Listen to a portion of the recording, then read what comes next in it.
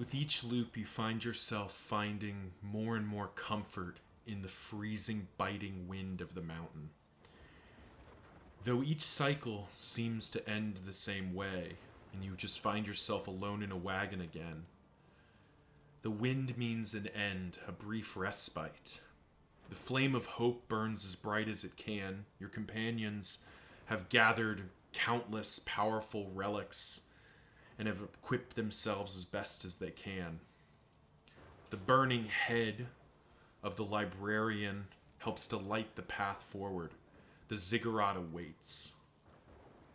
Hey, what's going on, everyone? It's Loki Orn. We're back with In the Red as we head in towards the mountain. We've got the complete catalog. We've got just probably one of the nuttiest combinations of trinkets. So, Reverberating Readout and Rotten Tomato on our Hellion, Gnarly Knuckles and Galvanizing Goblet, Hint of Home in Galvanizing Goblet, which is 2 of the 3 Galvanizing Goblets we've had, and then Sharpness Charm and Snappy Swig. This is just a who's who of A-list and S-tier trinkets that we have on hand, and I think it's just, we are so mightily set up for success here as we head into the ziggurat here. Of course, we got 2 cultist counters in the way, and there's always the chance the game's going to make me eat my words. But as we get as we stabilize this Alhazred Boudica relationship for free, but I mean, it's hard to imagine that this is going to really push the limit too hard here. Though, as I say that, I know that that's how every one of my runs ends up ending. Is there's no way this could go wrong, and then it very badly does. At least Dismas and Boudica are on the initial wave here.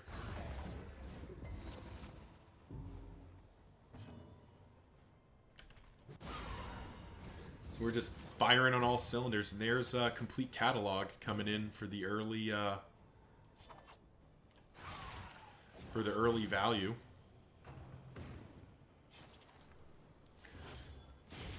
You know, thinking about Cause of Death for a second, because we've kind of got a fun setup for Cause of Death here.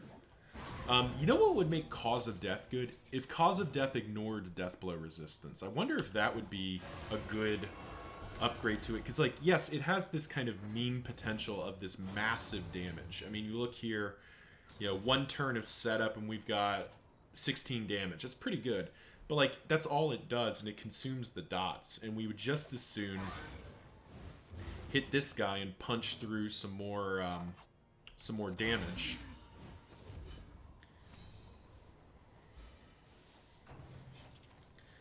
And I think that's kind of the problem with Cause of Death right now, is it doesn't, like, it does a cool thing, don't get me wrong. It's got kind of that meme, like, massive damage. I got a crit token, a strength token, stacked up a bunch of stuff on one of these big, like, 60 HP guys, and the outcome was this massive hit for, big damages. And isn't everybody impressed with my awesomeness?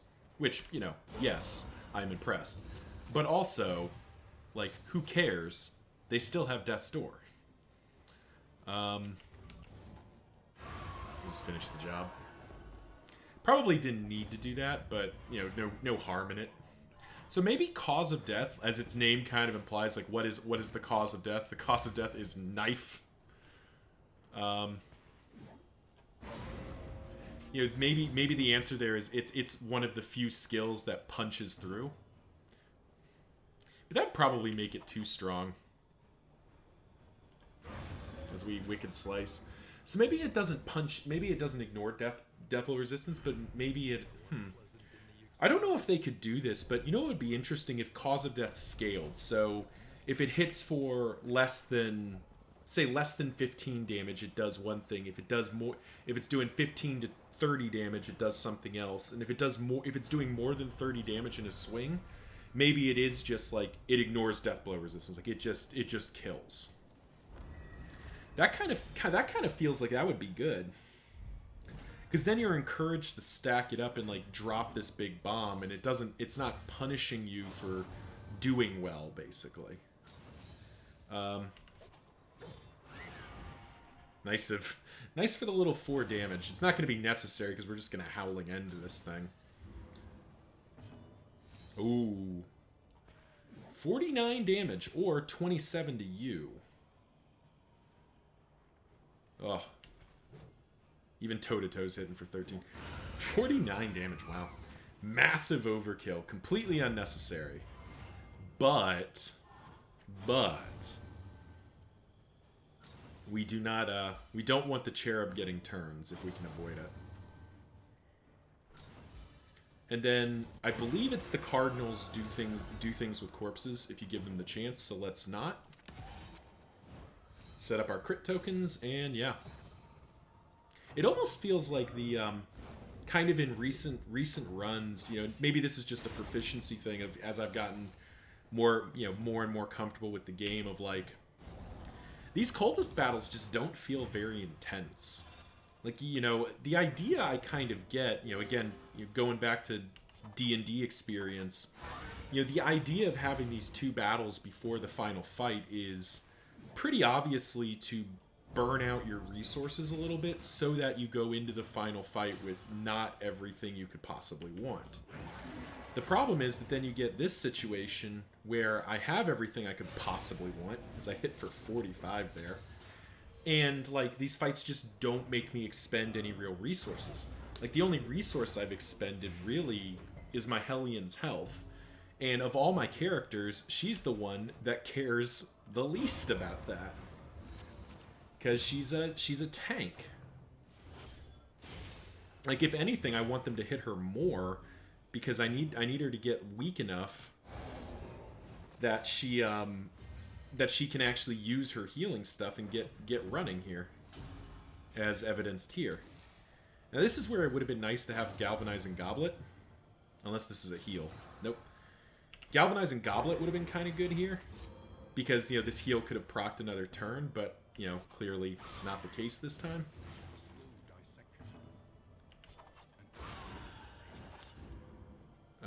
Wow, that's a lot of damage. Whatever, just get rid of that corpse, because we can. And Reverberating Readout, right here. Oh, nope, Nocturne Commune. Okay, waste your turn, see if I care. Perfect, and our Hellion goes first. Because our Hellion is weirdly a speedy girl. With Nervous plus a buff. Where's the buff from? Oh, Songbook of Rousing Tunes plus Holy Beads. That's not bad. Get our heal in, and now we just finish the job. Is there anything else we can cheese out here?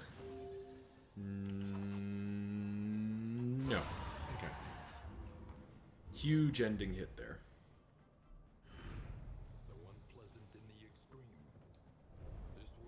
You know, come to think of it, hold on a second. Kind of wish we'd upgraded Grape Shot Blast now. Kind of wish we'd upgraded that, because it does have a really powerful synergy. As we get ready to head in here, combat stim loaded up, that's fine. As we get ready, actually, let's be safe, let's be responsible. As we head into the fight here, Grape Shot Blast has 2 chances to crit. It's more damage output than Wicked Slice would have been, but since I didn't upgrade it, I don't know if that's actually as worth it. Because even though Dismas probably has like a 20 or 30% chance to crit just baseline right now, it's probably better to just have a big melee hit since he's got natural swing. Alright, let's do it. Here comes the chains. And we went in with dim light, so we got that plus 10% death blow resistance, which means everybody's at 90. Yep. Alright, no healing. Oh no. Whatever will we do without the ability to heal?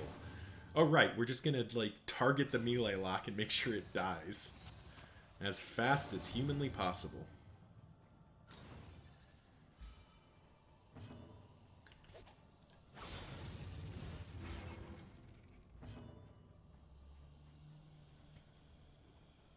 And who else do we want to target? Probably the ranged lock.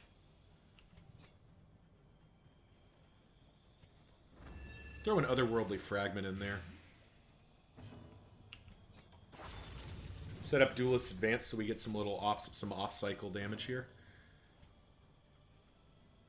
You know what? We will throw another Otherworldly Fragment in there just for maximum insanity.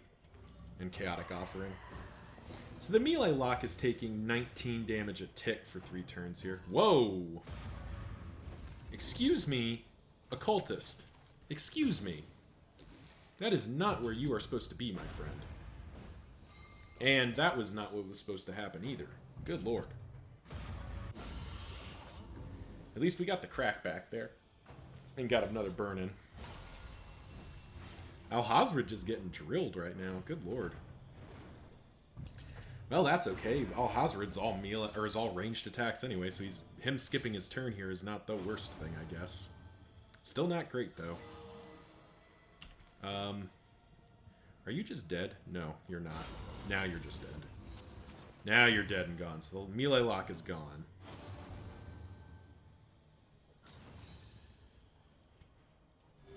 Heal him up while we have a chance.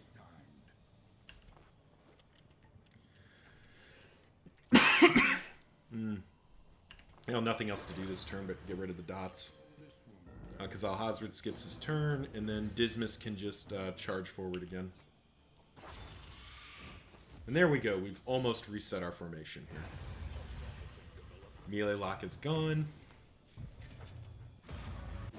Ranged lock has moved into position for the beatdown. Nice stun resistance, and we are golden.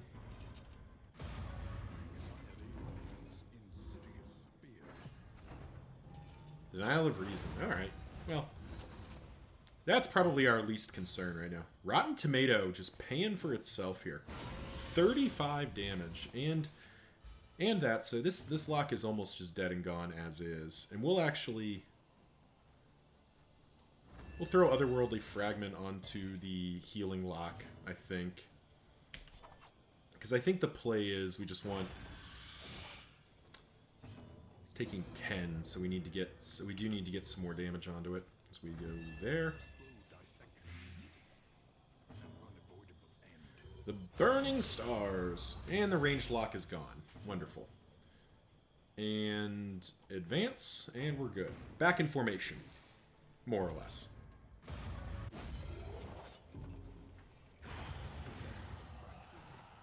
Three turns in, 2 of the locks down. Yeah, this formation's firing on all cylinders, at least in that regard. A lot of stress coming in, though. And that has been, as we, you know, kind of, again, thinking about this formation in its macro sense, because this fight is over. Like, I am pretty close to 100% locked in that I'm not going to lose this fight some anyway here. This formation definitely struggled hard with stress management, and this wasn't even as bad as it could have been. I've mentioned in a previous run I had massive trouble with. We'll spend cause of death here, blow 20 damage off. I had a lot of trouble with stress, and we could see it right at the end. Like this party has no spike stress healing, and its AOE stress heal comes from your Hellion, who you have a lot of different things you want to be doing with her, and stress healing is not one of them. So definitely something to consider that this...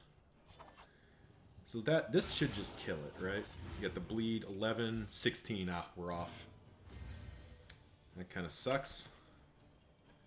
We'll Adrenaline Rush. Probably don't need to, but better to be safe. But yeah, so the stress management of this formation has really not been there. And, you know, it's kind of saving grace in that regard is that, you know, if you get even marginally, you know, kind of lucky, or not even lucky, but just if you get, you know, pretty average luck, you know, you'll get enough items to stabilize. So, unfortunately, it looks like we are going to get a meltdown here, almost certainly. Well, maybe not. Guess it depends on how hard everybody hits here.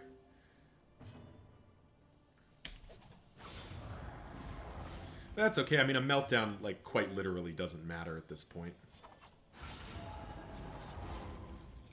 Because, you know, we're just gonna, like, yeah, we're just gonna blow the lock up anyway. Blew off 60 HP in a single round. Wow, Snappy Swig is trying, Alhazred, but you have to let it do its job. Like, you have to dodge with your 75% dodge token. Alright. So that's what? Oh, that's a lot. Can Ahazred can't actually... Oh, he can. Okay, he can Burning Stars it. So do we Burning Stars? Yeah. The Burning Stars to finish the job. The world's mind is free to remember a time before the cancer. And there we go. That's in the red. Run in the books. All right, thank you so much for watching. It's been a lot of fun recording this run.